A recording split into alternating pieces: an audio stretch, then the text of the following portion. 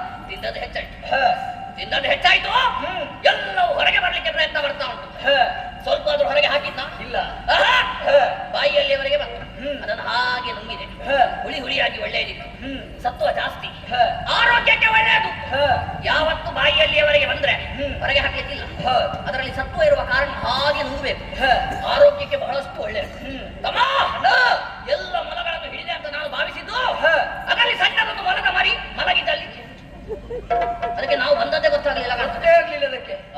ಪೆಟ್ಟಾಗಿದೆ ಮಾತ್ರ ಅದಕ್ಕೆ. ಪೆಟ್ಟಾಗಿದೆ ಅದಕ್ಕೆ ಅದು ಮಲಗಿದೆ ಅಲ್ಲಿಗೆ. ಹೌದೌದು. ತಮ್ಮ ನೀನು ಹಿಡಿತೀಯ ನಾನು ಹೋಗ್ಬೇಕಾ? ನೀನು ಹಿಡಿತೀಯಾ? ತಮ್ಮ ಅಣ್ಣ ಸ್ವಲ್ಪ ಭಯ ಉಂಟು ಅದಕ್ಕೆ. ಹೌದು. ಭಯ ಇಲ್ಲದ ಹಾಗೆ ನಟಿಸುದು ಮಾತ್ರ. ಇಲ್ಲಿ ತನಕ ಹೋಗೋ ಹೀಗೆ ಆಯ್ತು. ಹೌದೌದು. ಹಾಗಾಗಿ ನಾವು ಹತ್ತಿರ ಹೋಗುದು ಬೇಡ. ಏನಿದ್ರು ಹ ಹೋಗುವಾಗ ಹೊತ್ತುಕೊಂಡು ಹೋಗುದೇ. ಹೌದು. ಯಾರು ಬರ್ತಾರೆ ನೋಡ್ತೇವೆ. ತಮ್ಮ ಈ ಕಾಲದಲ್ಲಿ ಭಟ್ಟರಿ ಬೇಟೆಯಾಡಿದಂತಹ ಪರಿಣಾಮ, ದೇಹಕ್ಕಾಗಿನ ಆಯಾಸ, ಜೊತೆಯಲ್ಲಿ ನೋಡಂತೆ ಶ್ರಮದಲ್ಲ ಸುರಿಯುತ್ತಾ ಉಂಟು. ಏನು ಬಿಸಿ ಏನು ಬಿಸಿ. ಹಾಗಾಗಿ ನಮ್ಮ ಈ ಶ್ರಮದಲ್ಲ ನಿವಾರಣೆ ಆಗ್ಬೇಕಂತಾದ್ರೆ ಒಂದು ಉಪಾಯ. ಏನನ್ನ? ನಾ ಸ್ವಲ್ಪ ಮಲಗ್ತೇನೆ, ನೀನು ಗಾಳಿ ಹಾಕು. ಯಾರು? ನೀನು. ನೀನು ಮಲಗ್ತೀನಿ. ಹೌದು, ನಾನು ಕೂಡ ಮಲಗ್ತೇನೆ. ನೀನು ಗಾಳಿ ಹಾಕು. ಅದು ಯಾಕೆ ಹಾಗೆ? ಮತ್ತೆ ನೀನು ರಜೆ ಆಡ್ಲೇ ಇಲ್ಲ ನನಗೆ. ನಾನು ಕೂಡ ದುಡಿದ್ದೇನೆ. ದುಡಿದಿದ್ದೀಯಾ?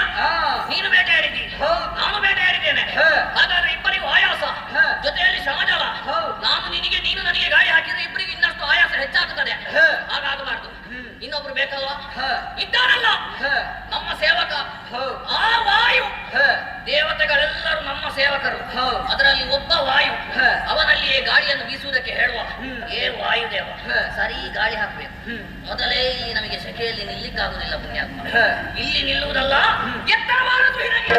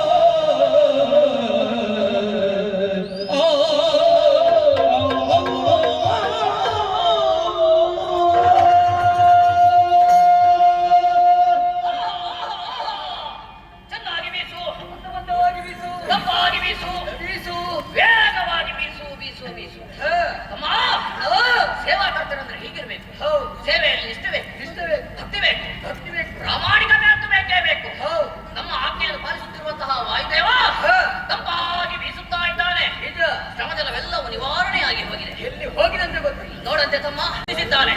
ಹಾಗಾಗಿ ಈ ಕಾಲದಲ್ಲಿ ಬೇಟೆ ಅಲ್ಲ, ಇನ್ನಷ್ಟು ಗಾಳಿ ಬೇಕು ಎಂಬ ಹಾಗೆ ಅವನನ್ನು ಆಜ್ಞಾಪಿಸುವಾಗ ಏನೋ ಅದು ಸ್ವರ, ಏನು ಸ್ವರ ಒಂದು ಕೇಳು ಬರ್ತ. ಹೌದು ಇದು ತಿಳಿದುಕೊಂಡೆ. ಯಾರೋ ಯಾರೋ ಇದು ಬೇರೆ ಯಾವುದಲ್ಲ. ಬಿದಿರಿಗೆ ಬಿದಿರು ತಾಗಿ ಅದರಿಂದಲೇ ಹೊರಬರುವಂತಹ ಸ್ವರ ಇದು ಬಿದಿರಿನ ಸ್ವರ. ಹೌದು. ಯಾಕಮ್ಮ ಅಲ್ಲ, ಬಿದಿರಿನ ಸ್ವರ ಇಷ್ಟು ಇಂಪಾಗಿರುವುದಕ್ಕೆ ಸಾಧ್ಯ ಉಂಟಾ? ಇದು ಹೌದಾಗಿದ್ರೆ ಅದೇ ಯಾವುದನ್ನ? ಇದು ಗಾನ ಕೋಗಿಲೆ ಸ್ವರ. ಕೋಗಿಲೆ ಯಾವತ್ತಿದ್ರು ಹಾಗೆ ಅದು ಕೋಗಿಲೆಯ? ಹಾಗಾದ್ರೆ ಇದು ಕೋಗಿಲೆ ಅಲ್ಲ. ಕೋಗಿಲೆಗಿಂತ ನಮಗಿಲಾದದ್ದು. ಬೇಕಿದ್ರೆ ಮೇಲೆ, ಬೇಕಿದ್ರೆ ಕೆಳಗೆ, ಬೇಕಿದ್ರೆ ಮಧ್ಯಮ, ಬೇಕಿದ್ರೆ ಶ್ವೇತಪಂಚಕಕ್ಕೂ ಏರಬಹುದು ಈ ಸ್ವರ. ಹಾಗಾಗಿ ಇದು ಯಾವುದೋ ಗಾನ ಕೋಗಿಲೆ ಇರಬೇಕು. ಆದ್ರೆ ತಮ್ಮ, ಇದು ಯಾರೆಂಬ ಹಾಗೆ ನಮಗೆ ಇನ್ನೂ ಸ್ಪಷ್ಟವಾಗಲಿಲ್ಲ. ನಿನಗೆ ಗೊತ್ತಾಗಲಿಲ್ಲ ಅಲ್ಲ? ನನ್ನ ಅನಿಸಿಕೆ ಏನು ಗೊತ್ತೋ? ಇದು ಅವಳೇ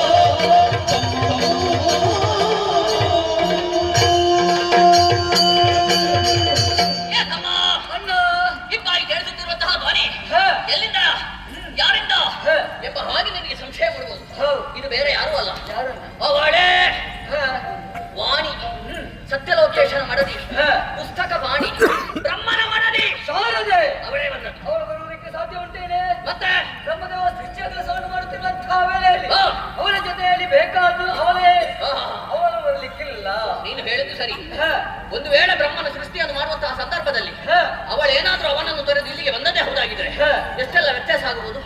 ಒಮ್ಮೊಮ್ಮೆ ಕಣ್ಣಿದ್ರೆ ಮೂಗಿಲ್ಲ, ಮೂಗಿದ್ರೆ ಬಾಯಿ ಇಲ್ಲ, ಬಾಯಿದ್ರೆ ಕೈ ಇಲ್ಲ, ಕೈಯಿದ್ರೆ ಕಾಲಿಲ್ಲ, ಕಾಲಿದ್ರೆ ದೇಹ ಇಲ್ಲ, ಎಲ್ಲ ಸರಿ ಇದ್ರೆ ತಲೆ ಸರಿ ಇರುವುದಿಲ್ಲ. ಹಾಗಾಗ್ತದೆ ಬ್ರಹ್ಮನ ಸೃಷ್ಟಿಯಲ್ಲಿ. ಅದಕ್ಕಾಗಿ ಅವಳಲ್ಲ ಅವಳಲ್ಲ ಅವಳಲ್ಲ ಅಂತಾದ್ರೆ ಇದು ಯಾರು ತಿಳಿದುಕೊಂಡೆ? ಯಾರು ಅಣ್ಣ? ಇದು ಬೇರೆ ಯಾರಲ್ಲ, ಮತ್ತೆ ಇದು ಅವನೇ. ಯಾರು? ತುಂಬುರ. ತುಂಬುರ? ಓಹೋ, ನಿನ್ನ ಚಿತ್ತ ಈಗ ಸ್ವರ್ಗಲೋಕದ ಕಡೆಗೆ. ತಮ್ಮ ತುಂಬುರ ಅವನೊಬ್ಬನೇ ಬರುವುದು, ಅವನೊಂದಿಗೆ ಚಿತ್ರಸೇನನಿರ್ತಾನೆ. ಅವರಿಬ್ಬರು ಸೇರಿದ್ರಂತಾದ್ರೆ ಗಾನ ವೈಭವ. ಸರಿಯಾಗಿ ನೋಡಿದ್ರ? ಇದು ಒಂದೇ ಕಡೆಯಿಂದ ಒಬ್ಬನ ಗಾನ ವೈಭವ. ಇಬ್ಬರ ಸ್ವರ ಕೇಳ್ತಾ ಇಲ್ಲ. ಇಲ್ಲ, ಅವರ ವಿಷಯ ಬಿಡುವ. ಇನ್ನೊಬ್ಬನಿದ್ದಾನಲ್ಲ, ಯಾರು? ಯಾರು? ಅವನೇ ನಾರದ. ನಾರದ ಅವನಾಗಿರ್ಬೋದಾ? ಹೌದಾ? ಅವನೇ. ಹೇಗೆ? ಅವನಾಗಿರ್ಲಿಕ್ಕೆ ಸಾಧ್ಯವೇ ಇಲ್ಲ. ಯಾಕೆ? ಯಾಕೆ ಗೊತ್ತಾ? ಮೂರು ಮುಕ್ಕಾಲುಗಳಿಗೆಯಲ್ಲಿ ಮೂರು ಲೋಕವನ್ನು ಸಂಚಾರ ಮಾಡು ಎಂಬ ಹಾಗೆ ಅಂದು ದಕ್ಷ ಪ್ರಜಾಪತಿ ನಾರದನಿಗೆ ಕೊಟ್ಟಂತಹ ಶಾಪ. ಒಂದು ವೇಳೆ ಅವನು ಇಲ್ಲಿಗೆ ಬಂದದ್ದು ಹೌದಾಗಿದ್ರೆ ಒಂದೇ ಕಡೆಯಿಂದ ಕೇಳ್ತಾ ಇದ್ದ ಸ್ವರ ಇಲ್ಲ. ಒಮ್ಮೆ ಅಲ್ಲಿಂದ, ಮತ್ತೊಮ್ಮೆ ಇಲ್ಲಿಂದ, ಮಗದೊಮ್ಮೆ ಅಲ್ಲಿಂದ, ಮತ್ತೆ ಆಚೆ, ಇನ್ನೊಮ್ಮೆ ಈಚೆ, ಇನ್ನು ದೂರ, ಸ್ವಲ್ಪ ಹತ್ತಿರ. ಇವತ್ತಂತೂ ಇಲ್ಲಿಯೇ ಕೇಳ್ತಾ. ಹಾಗಾಗಿ ನಾರದನು ಇಲ್ಲಿಗೆ ಬಂದು ಇಷ್ಟು ಹೊತ್ತು ಹಾಡ್ಲಿಕ್ಕೆ ಸಾಧ್ಯ ಇಲ್ಲ. ತುಂಬುರನಂತೂ ಅಲ್ವೇ ಅಲ್ಲ, ವಾಣಿ ಅಂತೂ ಅಲ್ವೇ ಅಲ್ಲ. ಸ್ವರ ಕೇಳ್ತಾ ಉಂಟಲ್ಲ, ಆ ಸ್ವರದ ಮೂಲವನ್ನು ಹಿಡಿ. ಸ್ವರ ಬಿಡಿದು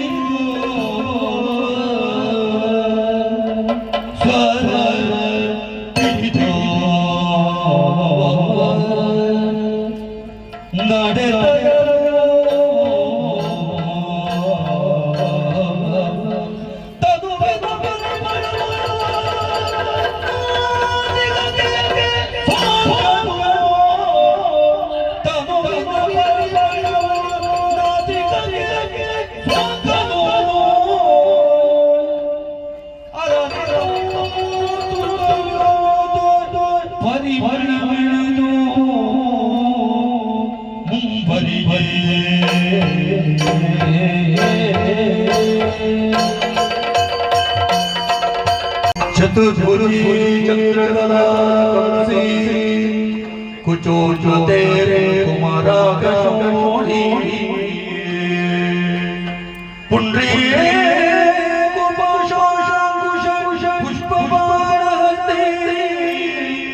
नमस्ते नमस्ते जगदेक माता माता तारकश्याम मातंगी मधुशालिनी कुरियाटदाक्षाणी कदम वदवासिनी कदा वनवासिनी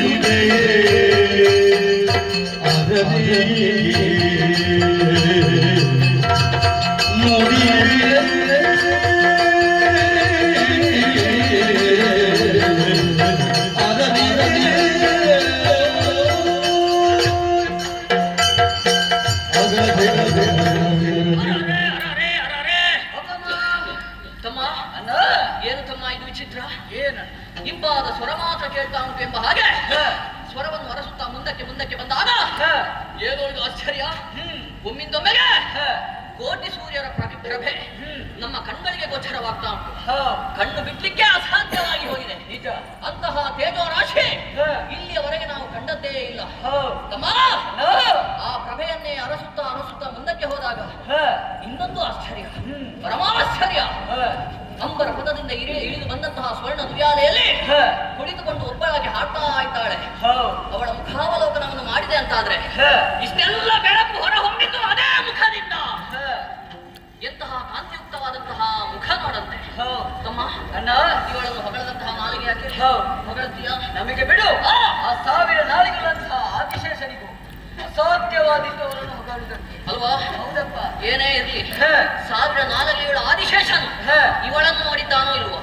ನಾವು ನೋಡಿದ ಮೇಲೆ ಹೊಗಳದೆ ಹೋದ್ರೆ ನಾವು ರಸಿಕರೇ ಅಲ್ಲ ಎಂಬ ಹಾಗೆ ಲೋಕದಲ್ಲಿ ಪ್ರಚಾರ ಆದಿತ್ತು. ಖಂಡಿತ ಅಲ್ಲ, ಚಂಡಮುಂಡರು ಬ್ರಹ್ಮಚಾರಿಗಳು ಹೌದು.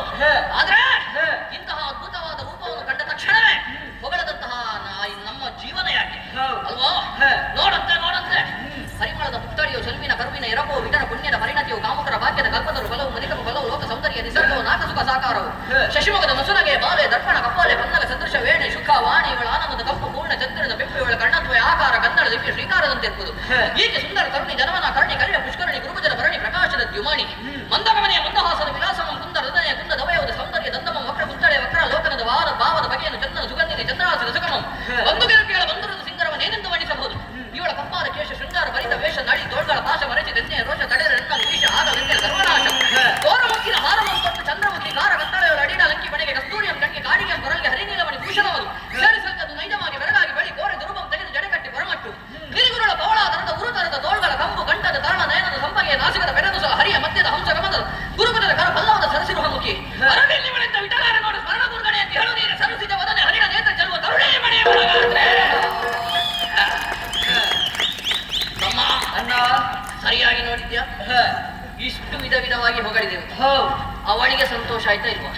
ಈ ಪರಿಸರಕ್ಕೆ ಬಹಳಷ್ಟು ಸಂತೋಷ ಆಯ್ತು. ನೋಡಿದ್ಯಾ ಎಂತಹ ಒಂದು ಸ್ಪಂದನ ನಮಗೆ ದೊರಕುತ್ತಾ ಉಂಟು.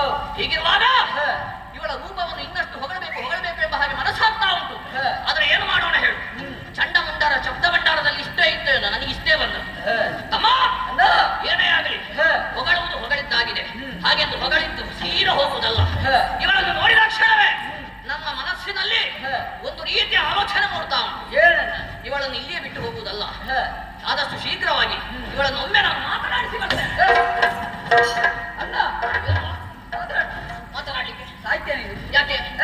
ಏನು ಇನ್ನೇನು ಕಠಿಣ ನೀನು ಆಲೋಚನೆ ಮಾಡಿಕೊಡು. ಏನಪ್ಪ ಅದು? ಬ್ರಹ್ಮದೇವ ಆ, ಕೊಟ್ಟದ್ದು ವರ ಹಾ ಬ್ರಹ್ಮಚರ್ಯ. ಹೋ ಬ್ರಹ್ಮಚರ್ಯ ಏನಾದ್ರೂ ಕೆಟ್ಟು ಹೋಯ್ತಂತಾದ್ರೆ ಅಂದೇ ಚಂಡಮುಂಡರ ಮರಣ.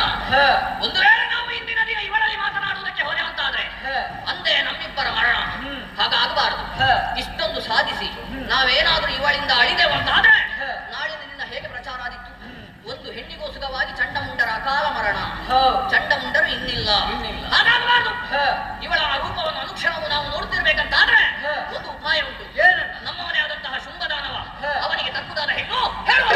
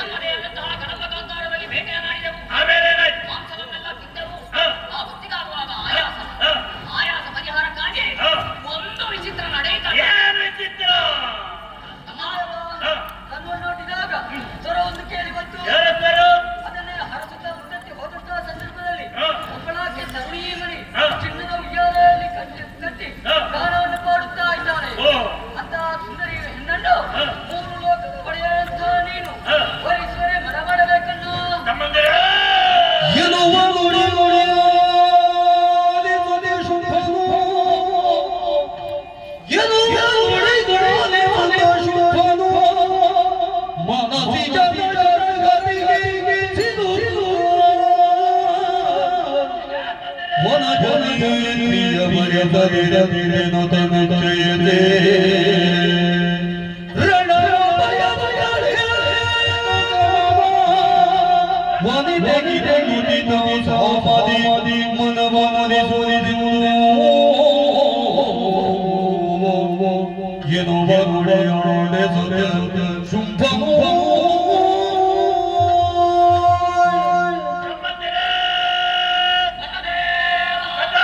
ಹೆಣ್ಣಿನ ಬಗ್ಗೆ ನಿರ್ವರ್ತಿಸಿದ ಕ್ಷಣದಲ್ಲೇ ಏನು ನನಗೆ ಬೇಕು ಬೇಕು ಅನಿಸ್ತ ಉಂಟಲ್ಲ ತಮ್ಮಂದಿರೇ, ಯಾವುದೂ ಬೇಡ ತಮ್ಮ. ಇದಕ್ಕೆ ಕಾರಣ ಏನೆಂದು ಆಲೋಚಿಸಿದರೆ ಇದಕ್ಕೆಲ್ಲ ಕಾರಣವ ಆನಂದ ಆ ಮನ್ಮಥ ಅವನಲ್ಲಿದ್ದ ಪಂಚ ಶರಗಳನ್ನು ಪ್ರೇರಿತ ಚಿಂತೆಯಿಂದಾಗಿ ಬಲಲಿ ಬೆಂಡಾಗಿ ತಮ್ಮಂದಿರೇ ಬಲಲಿ ಬೆಂಡಾದೆ ತಮ್ಮಂದಿರೇ. ರಣವ ಬಯಸಿದರೆ ಆಕೆಯ ಮನವನ್ನು ಒಲಿಸಬೇಕಾದ್ದು ನನ್ನ ಕರ್ತವ್ಯ. ಬೇಡ ತಮ್ಮಂದಿರೇ, ಅದು ನಿಮ್ಮಿಂದ ಆಗುವ ಕೆಲಸವೇ ಅಲ್ಲ. ಅದಕ್ಕೆ ಬೇರೆ ವ್ಯವಸ್ಥೆ ನಾನು ಮಾಡ್ತೇನೆ. ನೀವೆಷ್ಟಾದ್ರೂ ಬೇಟೆ ಆಯ್ಸಪಟ್ಟವರು ವಿಶ್ರಾಂತಿ ಪಡೆದುಕೊಳ್ಳಿ, ಬೇಕಾದಾಗ ನಿಮ್ಮನ್ನು ಕರೆಸಿಕೊಳ್ತೀನಿ.